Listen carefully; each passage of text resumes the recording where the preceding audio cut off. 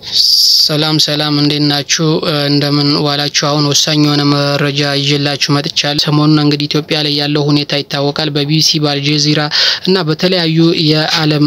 ሚዲያዎች በሲኤንኤን ጨምሮ እንግዲህ የኢትዮጵያ መንግስት ለመከላከያ በግዳጅ አፈሰውና እንግዲህ ዘግበውታል ይህን ጫና እንግዲህ እንደሚመጣው ቆ ተዘጋጅቶበታል ምክንያቱም ከሁለት ሳምንት በፊት እንግዲህ ጀነራል ብራኑ ጁላ ወደ ሩዋንዳ ሄዶ የሁለቱንም የደቡብ ሱዳንና የሱዳንን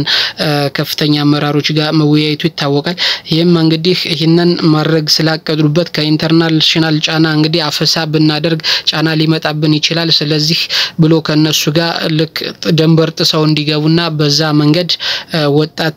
ወጣቱን ሞራል እንዲያነሳሱ እንዲተባበሯቸው ጠይቋል በመትኮ እንግዲህ እነዛም የጠየቁት ነገር ለምን ይህ እንደተደረገ እነግራችኋለሁ በዚህ ቪዲዮ ማለት ነው ስለዚህ የተደረገበት ምክንያት አፈሳውን አቅደው ነው ያደረጉት ስለዚህ በግድ ስናፍስ ሚስጥር ወጥቶብን በአለም ደረጃ ጫና ቢወጣብን እንዴት ልናልፈው እንችላለን ለሚለው እንግዲህ ደቡብ ሱዳንና ሱዳንን ወደ ኢትዮጵያ ደንበር ዘልቀው እንዲገቡ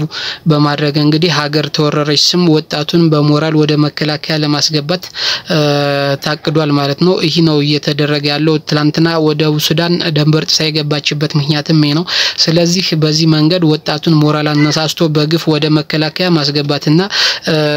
ወጣቱ ማይገባ ከሆነም እንግዲህ በአገር እናድን በሚል በሉዓላዊነት በሚል ሰበብ እንግዲህ ወጣቱን ማፈስ አማራጭ